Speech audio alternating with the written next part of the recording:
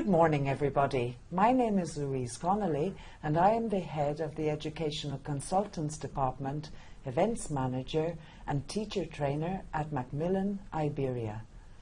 I would like to welcome you all to the last round of the online Teachers' Days, which are aimed at teachers in private language schools. With great pleasure, I introduce our first speaker, Gareth Rees. Hello. Hello. Hi, Louise. Welcome. Gareth is an English language teacher, an ELT materials writer and filmmaker, and he currently works at the Language Centre at the University of the Arts, London. Yep. And also, he is one of the authors of the new Macmillan course for adults, Macmillan English Hub. And today, Gareth would like to talk to us about doing video-based lessons. So welcome, Gareth. Thank you, Louise, and hello to everyone. And pleasure to be here and a chance to talk about using video as text in our ELT classroom. And I'll be drawing on examples from Macmillan English Hub. But we're here really to reflect on the why, the what and the how with regard to video. And that how, I'll be looking perhaps how we can extend our current use of video or quick, easy win activities so we can use video more often in class. So there's a little outline for today's session. The why, that first part there, we will be talking about viewing, and this is perhaps becoming to be seen as the fifth skill along with reading, writing, listening and speaking. Then we'll move into a little bit of illustration, looking at the work we've done on Macmillan English Hub. And then finally looking at this how to extend our work with some simple activities, looking at decoding and coming back to looking at viewing and viewing skills. Right, so I think first off, it's actually have your say. Why should we use video in ELT? Okay, so as I said at the beginning, this is an open question. It will appear on your screen now. Just write a short answer or keywords to answer this question. Why should we use video in ELT? Yeah, just throw down a few quick ideas. I will be doing a little summary and giving a selection of my personal key points, because obviously this list could be huge. Exactly. I mean, any particular contributions? Yeah, well, I was just thinking because you mentioned about the fifth skill, viewing, and I would, I suppose, instinctively say that it's something that we do a lot, you know, in our lives, apart from the classroom. That viewing is very much a skill that we apply in our everyday lives. Yeah. We're surrounded by and it's grown considerably in the last 15 years. Exactly. You know, considerably. Absolutely. Such that perhaps sometimes we don't even notice how much time we're with screens. No, absolutely. Screens and computers as we are here. No? Indeed. Okay, so answers are coming through. Thank you very much. Somebody is saying listening. It's important for listening. It's important to motivate students. Yes, that engagement, motivation, very important. What I said is a modern day reality. Yeah, and I think that's part of that motivation and engagement as well. That, you know, our classrooms, I feel, should mirror as much of the actual world experience as possible. Yes, absolutely. And it's developing real skills. So linked to the real world. Yeah, I'm going to look at those type of skills, I think, a little later. I like this comment. Because it's the 21st century and most of my students are addicted to YouTube. Indeed. So Not they're just doing the it already. Ourselves, I must admit, I've become more Maybe we addicted. should be saying the classroom should not have video then. Yeah. There's no, too much addiction don't say to this. That. Anything else? I think it is part of our daily lives that should be introduced as part of the learning process. Yes. So yeah, I think everybody has. Excellent. And you'll see those kind of points on my slide here now, which should be coming up for you. And yeah, that first part there, which we've all sort of mentioned, is contemporary culture and the contemporary learner. I think it's also a very contemporary way of learning that we do all do, be it how-to videos, product guides on YouTube, online, online learning courses, this kind of training as well. You know, it's quite clearly part of learning as well as part of wider culture. So the audio source, yes, potential for authentic language. The next two are really key for me and key for this talk. This idea that it offers us multimodal communication, which I'll explore a little bit more in coming slides. But I think the feeling is really that if we're offering language perhaps as listening only, there's an awful lot of communication systems, of how we, other elements of communication that we're missing out on. And then the skill of viewing, we've mentioned a little bit already. This really is about the idea, as just as there may be specific listening skills or reading skills, there are also skills for viewing. And finally, not for today's talk, but it has this receptive use, which is really where we are today, but also it's excellent for productive skills work as well. And I'll actually be talking about that on Saturday, the Teachers' Day here in Madrid. So just to talk a little bit more on this multimodality with regard to communication, a little breakdown there on the slide of the systems that contribute to meaning during communication. Now, the written linguistic is what we're dealing with every day, but video, I think, the first thing it gives us is this chance to look at the gestural side or non-verbal communication. There are some studies which suggest that in any communication interaction, 50% of meaning is delivered through non-verbal systems. Now, if we're only presenting language of audio only, I think really that's a disservice to students. And when we think about the primacy of the visual, and we learn to communicate as an infant and then beyond, for understanding intonation, really understand the meaning of language, pacing, appropriate use, that gestural side, how I'm currently communicating to you, is vitally important for our students. And then the other aspects, just picking out the visual, how the visual is used to communicate meaning, still, moving images, figures. Obviously, video offers us the chance to look at visual communication as well. And in fact, for all of those elements, video covers those bases. So for me, the multimodality is very important. Okay, so I think we're now going to go on to our first poll, having established this importance of video. A chance to really find out what's going on in your classrooms. Okay, so the question is, in what percentage of your classes do you use listening texts, audio only? So is it 0, 5%, 10%, 25%, 50%, 75%, 90%? Oh, it seems like 100% are saying 90%. Well, excellent. Listening Your job is great. done for you. Well, to an extent. We'll see what happens on the next question. No, it's changing a little bit, a little bit. It's going down. Yeah, and remember, this one is about audio only. Yeah. So it's that classic listening text. Okay. It's changing, yes. 29%, well, 25, 29%, 90% is going up. Okay.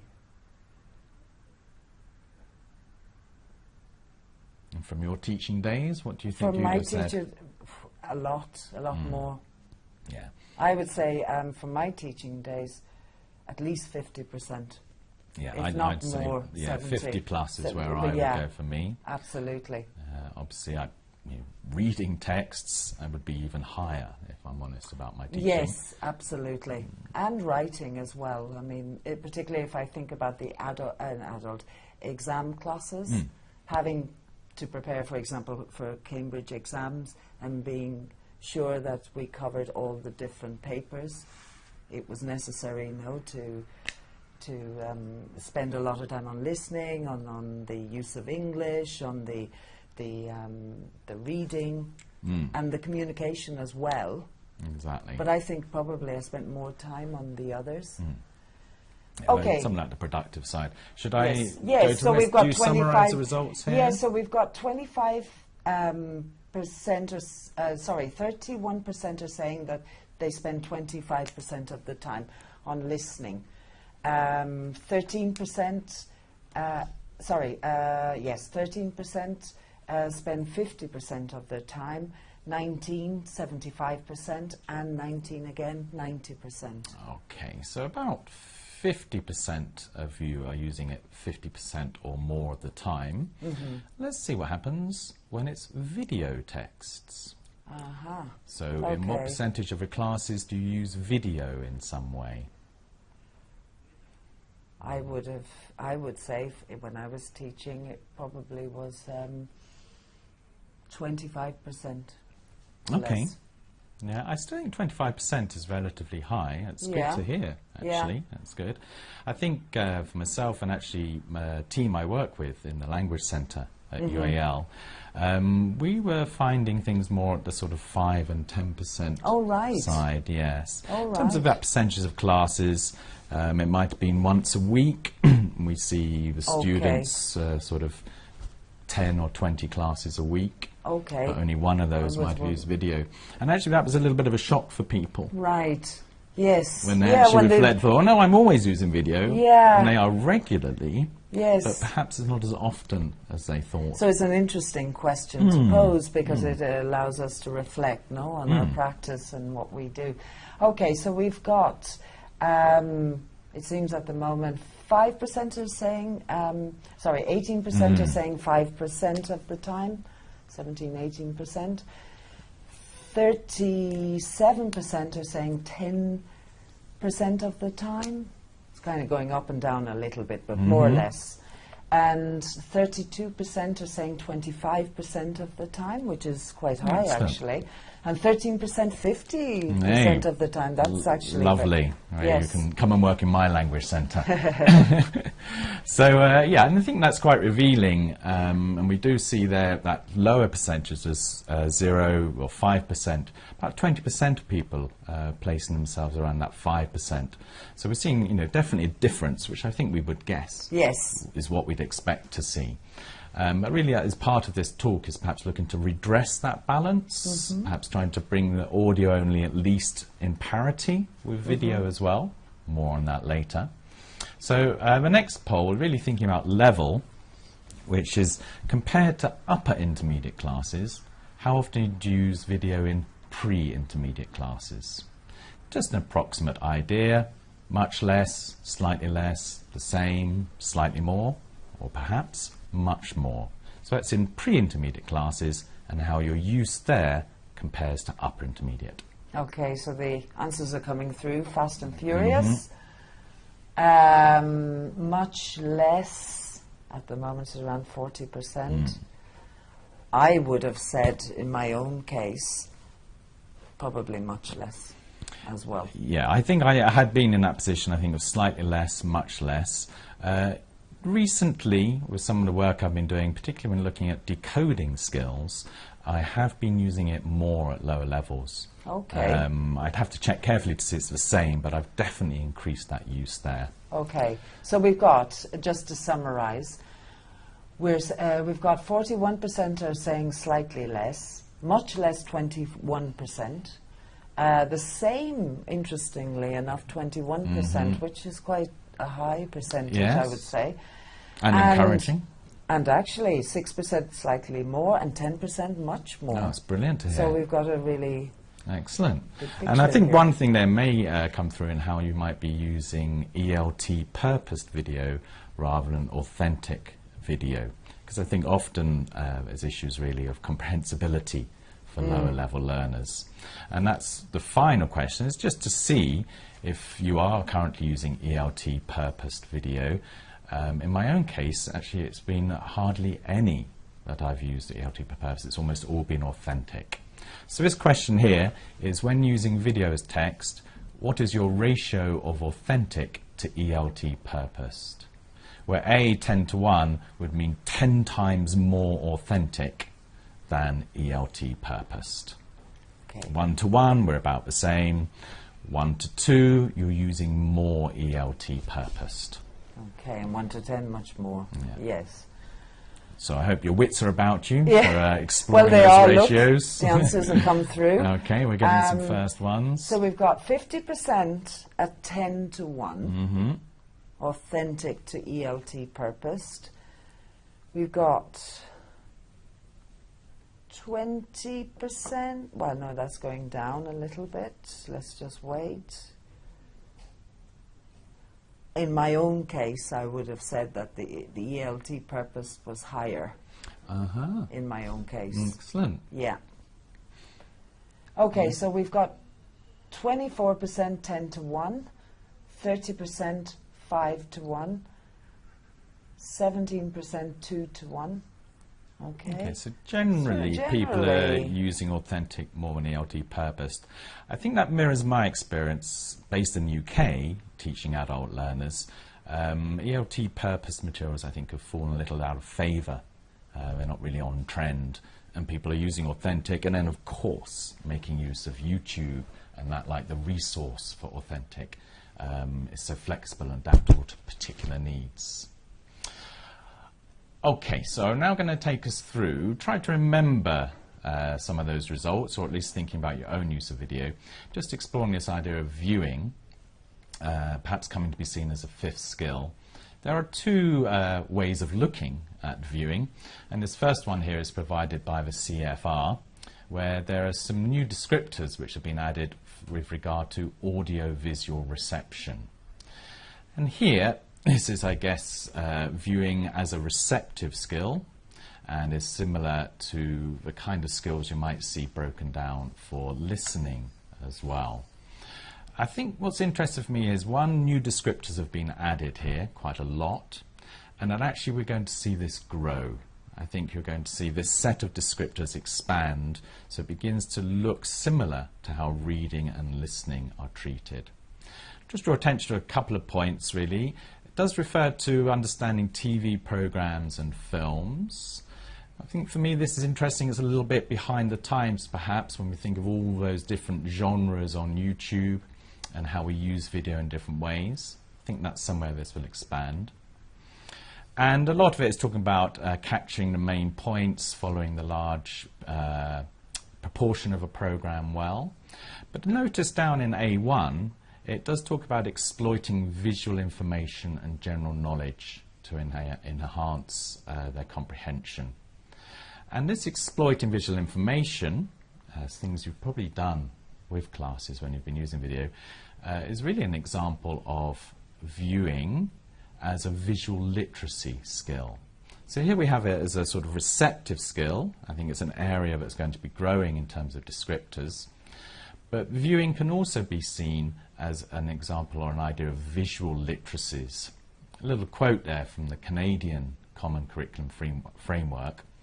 They've introduced visual literacies really across their curricula, and so in the English Language Arts program they have different competencies and aims related to visual literacies within their program of study.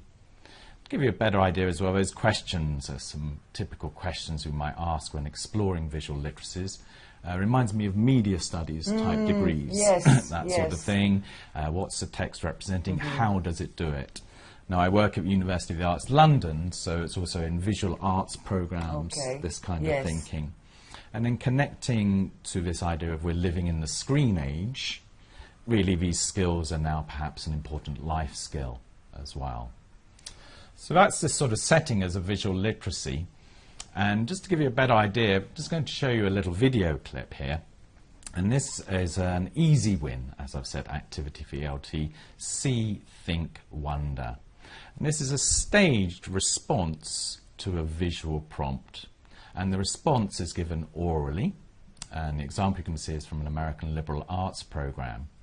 But I think its approach, this simple See, Think, Wonder staging, is something we can bring into a lot of our work when we're using images and video in the classroom. So have a little look at this video now. You'll see two students in action. A different group of people arriving to America. Regarding photo number 3, something that you see, something that makes you think, and something that you wonder. In the picture, I see people bundled up for winter, and they're walking on train tracks, and a lady's carrying her baby. I think they are migrating for the winter to somewhere maybe warmer, and I wonder why they are walking on the train tracks, not riding the train, and where they're going, or where they're coming from. I see women walking, and they're walking on a railroad, the lady in front has a child. I think that they're trying to leave wherever they came from, and I wonder if they know where they're going. I see people carrying their babies along the train track. Okay, so I think you can see how adaptable and powerful that technique is. I think something I would say here is you do perhaps need to just train the students into getting used to that staging, see, think, wonder.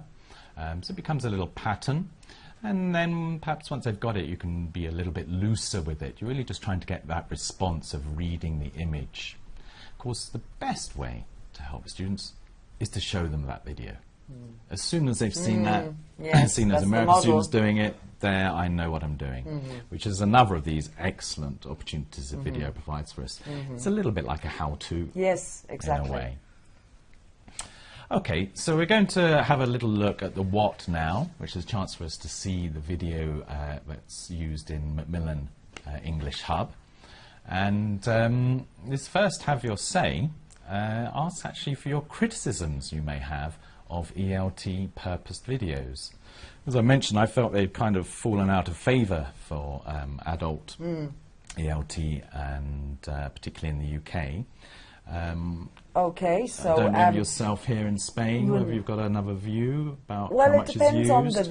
It depends on the video. I think also course books are containing more and more, let's say, more authentic type video. I think it's been taken on, or it's being taken on board, that you need a variety of video types, and you were talking about video genre, and at all the levels, young learners, teens and adults. And what I'm seeing, I think, in recent years is a greater variety of genre and activity types, and the videos actually include, and even with young learners, you know, for example, examples of children, you know, doing things together on video, and the same at teens and the same at adult level. So I would say it's changing a lot. And people are saying, one person is saying, I haven't found as many as other types of resources. It's not easy, is it, to find, well, it is easy to find video material, but it's not always easy to make it appropriate. Yeah, and I think it's also this ELT purposed. Yes. You know, that it really has been made for language teaching. Exactly. Just like those audio files in our course books. Exactly. And we know, you know, there's a lot of considerations that go into purposing something in that way. A few comments coming in there. Yeah, they're useful most of the times, although sometimes the speakers sound artificial, okay, or the situation might seem too artificial. They're not always the right level.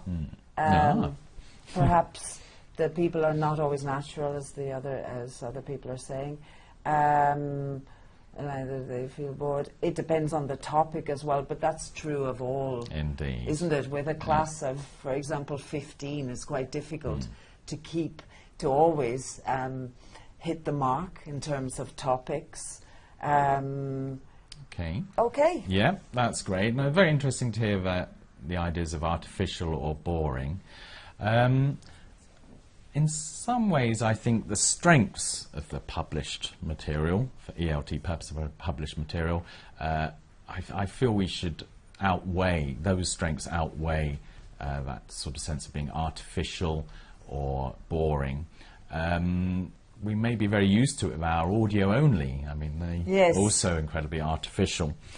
But hopefully when we see some of the strengths, and I think the key thing is this grading of the language, hopefully, although someone said they're not always the right level, so that need to sort of check things carefully. I think that really does help, especially if we're looking to increase the amount of video we'll use with lower level learners as well. You can see here a page from the ELT purposed video strand in English Hub, known as Cafe Hub. I'll talk you through very quickly on this. Essentially, 5 young adults living together in a house in London, and one of them, Sam, runs a cafe, and so that also becomes a key location and centre for activity. And this is, I'd say, as a light-hearted drama serial kind of like a comedy soap opera, that kind of thing.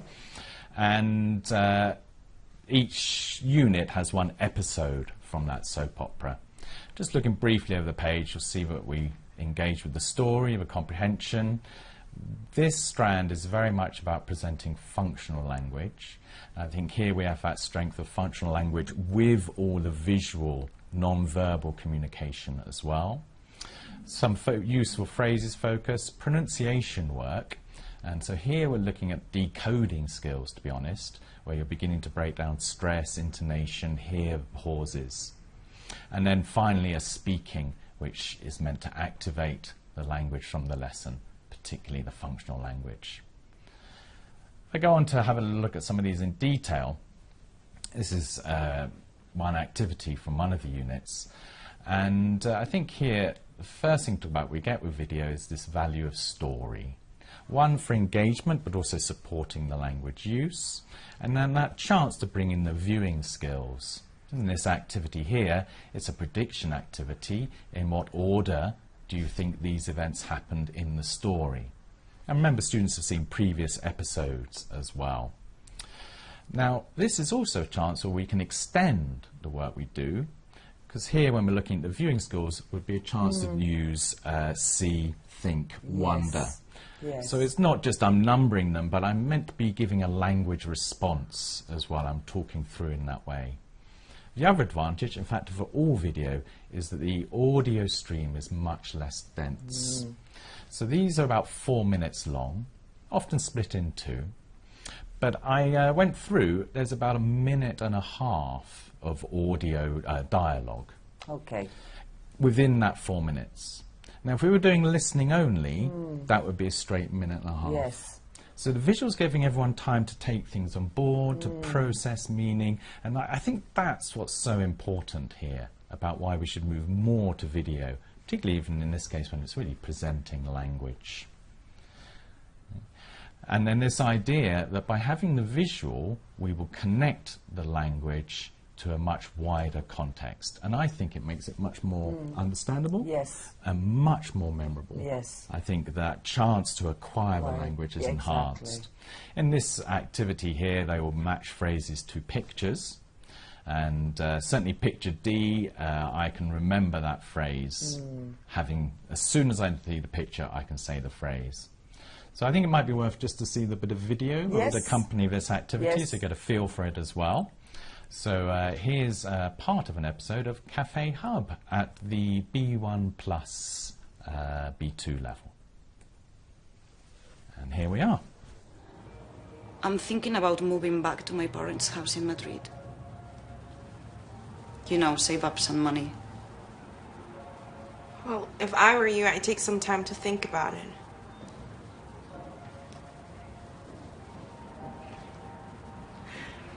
Hey! I have an idea. What? Are you hungry? Little. Perfect. Why don't we cook something delicious?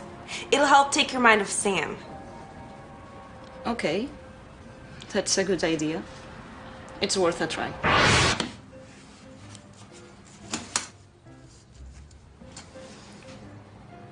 Oh. It looks a bit sad. It looks like me. We could put on some whipped cream and sprinkles. And maybe some fruit on top. Good plan.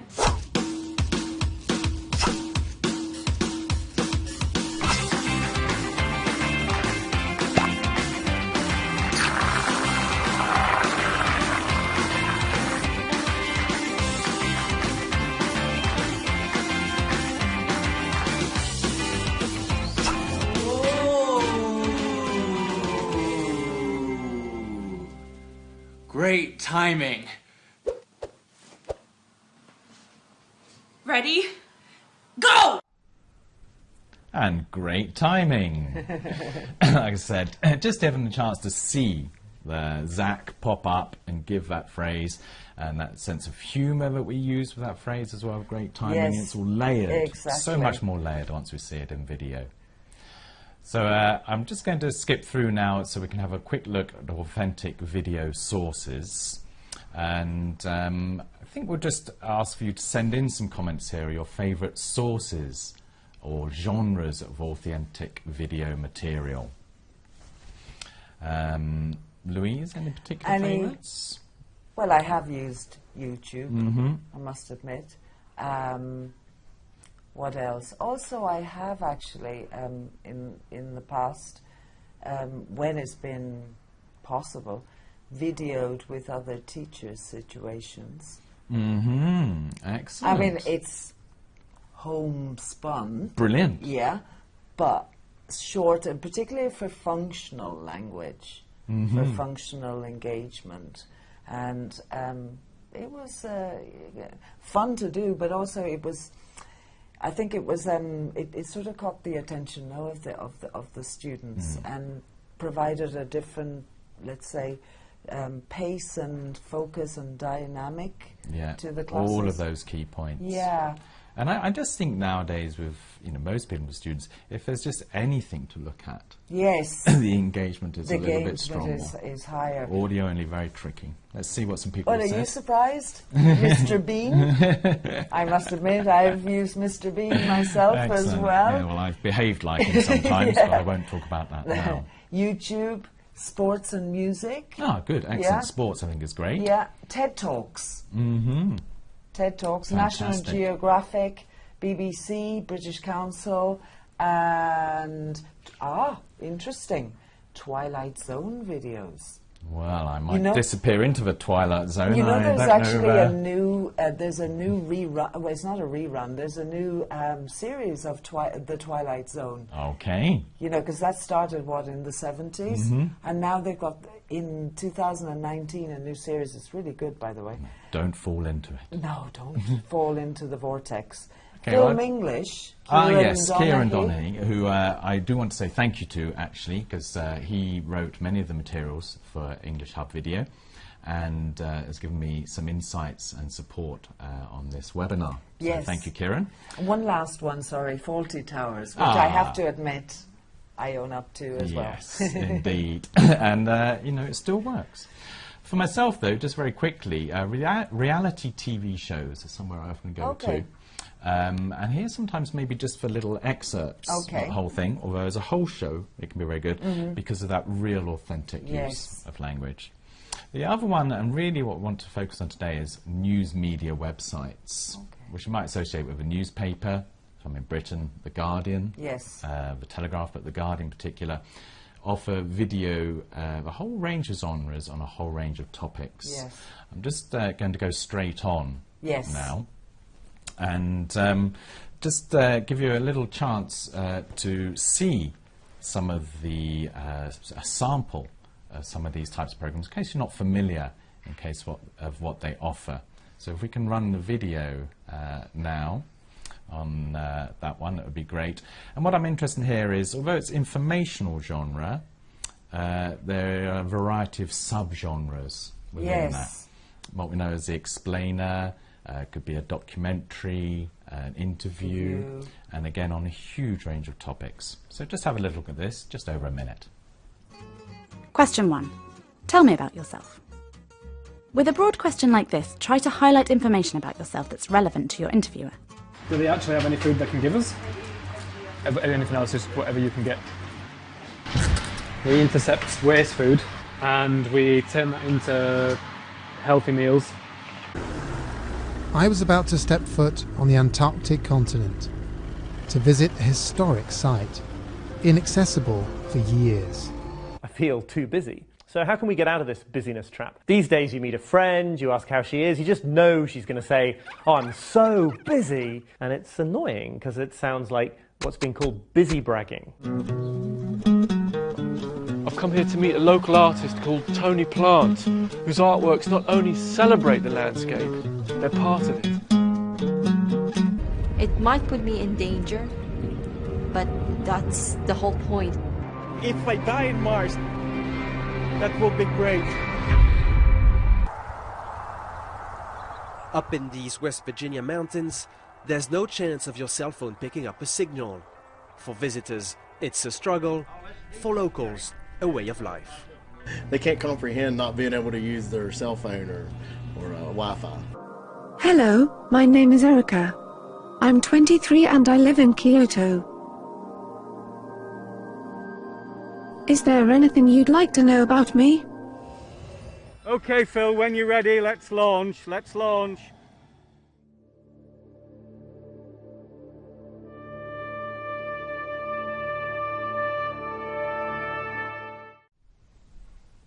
Okay, lovely. Well, I hope that gave you a sense of the range that these sites can provide. And here I've got a pretty long list of the positives that I find in this online news media. There's lots I could bring out here, and I won't really go for that today. It's all in the handout.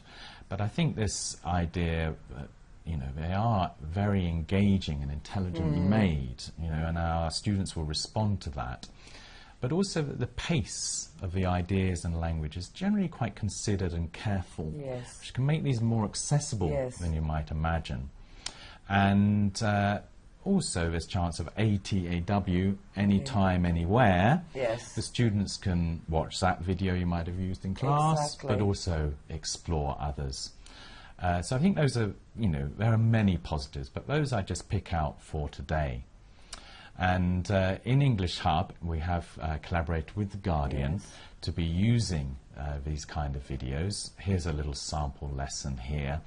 I won't go through it all in detail, but we do build a whole integrated skills lesson with a major speaking outcome for those. But also, I just want to remind you, it's a chance again to draw on those viewing skills. There will always be screenshots from the video. Again, another chance for that See, Think, Wonder engagement. And of course, this continual sort of idea, this is authentic English. We provide a little language focus on that, but also with decoding skills, you can get a lot of practice there as well, which I'll come to. So this idea of decoding skills, we're beginning to break the language down, so we're beginning to bottom up sound processing. All our lessons tend to have a comprehension approach. Now, these online news media offer us ungraded speech, short turns and chunks. The audio stream is less intense. This makes it ideal for decoding work because you'll be able to isolate a simple sentence, a short exchange, and then do decoding activities on that. What do I mean by decoding activities? Here are some of the classics. The one I use all the time, the dicta clause. In effect, a transcription. I also quite like count the words, but I find that very difficult to do in both Chinese and Spanish, my other languages, so I do wonder how easy it is for my students. But the thing with these activities, minimal preparation. And actually, this is a way for us to bring video in more often, because I only really need to find the piece I want to use, and then a dicta clause doesn't require any more preparation by me. So those are reasons those have been put up there. But I think also we tend to have a comprehension approach to listening only, so this is another thing we can rebalance. Okay, so it's extending how we use video and also a key learning skill.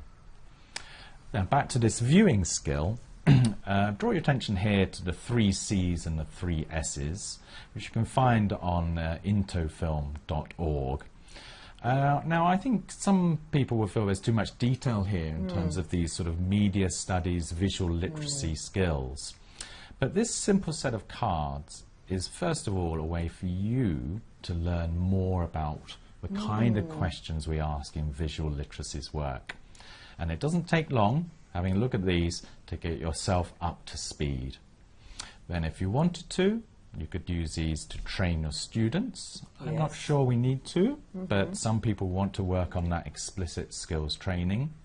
And then as you explore IntoFilm, you'll find some great activities for using these cards. One of my favourite, students just roll a dice to decide which question they have to answer on which card. Yeah, that sort of ideas are quite interactive, quite fun as well.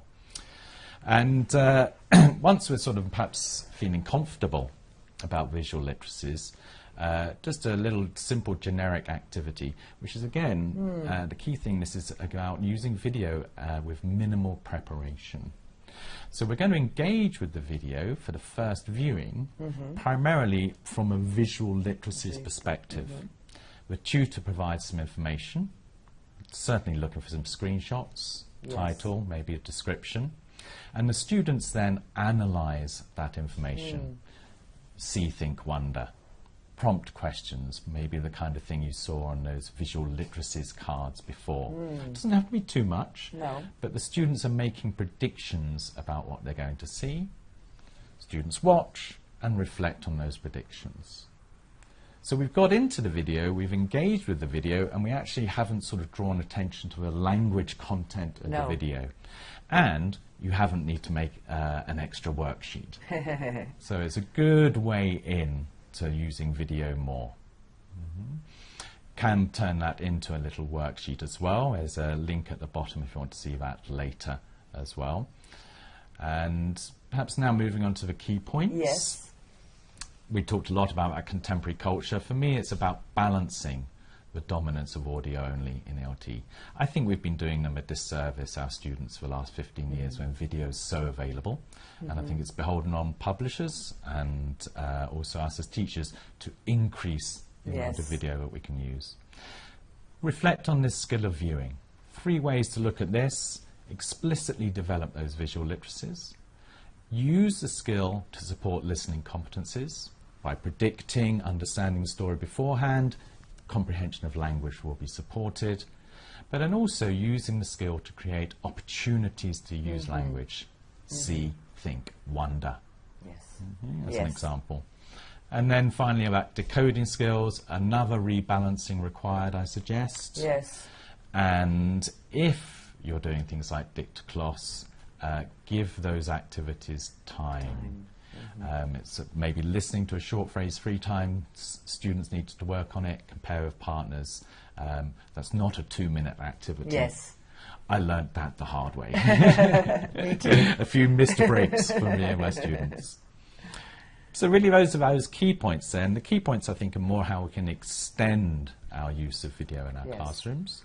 And then hopefully the resources you'd find in the English Hub will provide you some initial materials, but I would encourage you to look wider and particularly to those news media websites. Okay, great.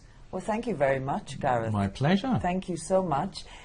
As I said at the beginning, we'd like to hear from you, the audience, and so now it's your opportunity to send in any comments or questions that you have regarding Gareth's ideas.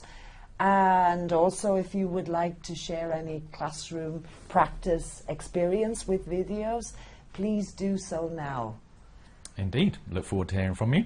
Okay, so I'll just switch over to the questions, and let's see. No, it's been really, it's opened my eyes to how much more there is in the viewing process. It's not, you know, because there is a tendency, I think, sometimes to see it almost like use the same structure as a reading comprehension or a listening. So we just do an activity to activate the language, and we are language teachers, and yes, it's what we do, but there are opportunities for a whole range of skills, and the skills that we actually use regularly in our daily lives. So why don't we bring those in, no? Yeah. I think so. I think, well, we've got some questions even that might refer to some of those points. On average, how many times should I play a video? Well, that does a little depend on your context, but also that purpose for it. But I think if we're seeing it as a text, might be having a comprehension approach, I'd have thought at least twice. Okay. And personally, I prefer the first time to be quite open, the students engage with it just as a piece of audio-visual communication, before then exploring perhaps some of the language features or the comprehension. At least twice. Short videos, you can, students will put up with 3 or 4 viewings.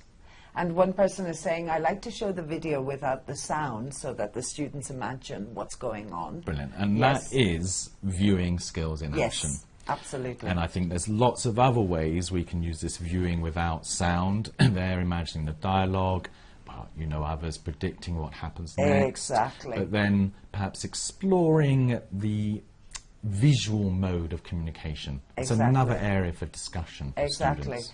And that was awesome. Thank you, Gareth. other than Film English, Jamie Keddy Lesson Stream, any websites you recommend? Obviously, yes, buying the book. Indeed, would be a good idea. No particular I'd recommend, but Into English I think very important. The Into Film for visual literacy is very, very useful. And then I do think explore those news media websites. It's amazing the kind of the range of material on there. And they can be, you know, of the moment, response to the current news affairs, but also these very long-standing topics. Yes. And any websites anyone can recommend? Do send in. Yes, yes. Somebody is asking, which sources do you use for lower intermediate authentic material? Yeah, I mean, actually, that is where the news media websites are my go-to for that. I hope you will have got a sense from that little sampler of maybe the pacing. I think it's very accessible, but also this range of genres. There are things they call explainers, which often have a lot of text and animation, graphic support. Yes. I think those are a really good way in for students. If you wanted to play a little with authentic sources, the news media ones I recommend. Yes, and somebody is asking, at what ages or levels do you recommend starting to use video in class? From the beginning. From the beginning, I was going to say, no? It is. I'm no expert on the young learner. Before you field questions on that to me. Yes, no. But I would agree with you. I mean, you may want to consider with the youngest learners about issues related to screen time, I think now, and where we are in their education and what we bring them through. But I think it can be used with all age groups and all levels. And somebody is mentioning an ESL Brains website. There's a lot of video classes in there. So great. Thank you very much. Thank you, Gareth, for your inspiring talk. Well, pleasure to be here.